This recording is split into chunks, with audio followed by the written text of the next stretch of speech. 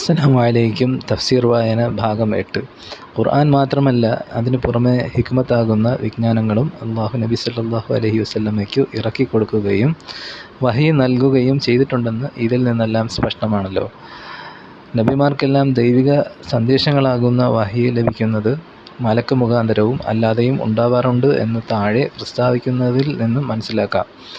ഇന്ന തരത്തിൽപ്പെട്ട വഹിയുകൾ മലക്ക് മുഖാന്തരവും അല്ലാത്തവ മറ്റു പ്രകാരത്തിലുമാണ് ലഭിക്കുക എന്നൊരു വിഭജനമോ വിശദീകരണമോ ഖുർആനിലും ഹദീസും ഇല്ലതാനും. പക്ഷേ ഖുർആൻ അവതരിച്ചത് ജിബ്രീൽ അലൈഹിസ്സലാം എന്ന മലക്ക് മുഖാന്തരമാണെന്ന് ഖുർആൻ വ്യക്തമാക്കിയിട്ടുണ്ട്.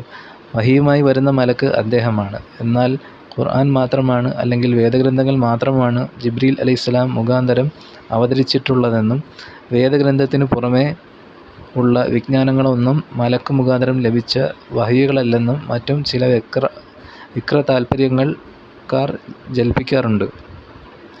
ഇത് വാസ്തവവിരുദ്ധവും താൽപ്പര്യപൂർവവും കെട്ടിച്ചമയ്ക്കപ്പെട്ട കള്ളവാദവുമാകുന്നു. വേദഗ്രന്ഥം എത്തിച്ചു കൊടുക്കുക എന്ന ആവശ്യാർത്ഥമല്ലാതെ തന്നെ നബിമാരുടെ അടുക്കൽ മലക്ക് വരാറുണ്ട് എന്ന് ഖുർആനിൽ നിന്നും ഹദീസിൽ നിന്നും ശരിക്കും ഗാഹ്യമാണ്. സൗകര്യമായി വിവരമറിയിക്കുക എന്നാണ് ഭാഷയിൽ വഹീൻ്റെ അർത്ഥം. അള്ളാഹുവിൽ നിന്ന് നബിമാർക്ക് ലഭിക്കുന്ന സന്ദേശങ്ങൾക്കാണ് സാധാരണ വഹി എന്ന് പറയുന്നത്. വഹീൻ്റെ ഇനങ്ങൾ പലതുണ്ട്. നബി സല്ലല്ലാഹു അലൈഹി വസല്ലമയ്ക്ക് വഹി ലഭിക്കുന്നത് എങ്ങനെയാണെന്ന് ചോദിക്കപ്പെട്ടപ്പോൾ അവിടുന്ന് നൽകിയ മറുപടി ഇപ്രകാരമായിരുന്നു: ചില സന്ദർഭങ്ങളിൽ മണിയടിക്കുന്ന ചില ശബ്ദം പോലെയാണ് അതെനിക്ക് വരിക. അതാണ് എനിക്ക് കൂടുതൽ ഭാരമായിട്ടുള്ളത് പോലെ തോന്നി. അതെനിക്ക് വരിക. അതാണ് എനിക്ക് കൂടുതൽ ഭാരമായിട്ടുള്ളത്. അത് തീരുമ്പോഴേക്ക് അദ്ദേഹം മലക്ക് പറഞ്ഞു തന്നത് ഞാൻ പാഠമാക്കിയിട്ടുണ്ടാകും. ചിലപ്പോൾ ഒരു മനുഷ്യരൂപത്തിൽ മലക്ക് എനിക്ക് പ്രത്യക്ഷപ്പെട്ട് എന്നോട് സംസാരിക്കും. അങ്ങനെ അദ്ദേഹം പറയുന്നത് ഞാൻ പഠിക്കും.